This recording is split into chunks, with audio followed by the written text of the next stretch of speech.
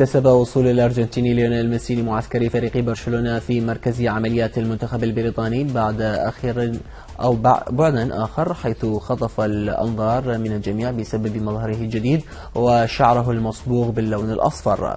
وتدرب ميسي وزميله الأرجواني لويس سواريز بوتيرة جيدة عقب شهر من العطل، حيث كان البرغوث الأرجنتيني يشارك مع منتخب تانغو في كوبا أمريكا، والتي خسر لقبها أمام تشيلي بركلات الترجيح.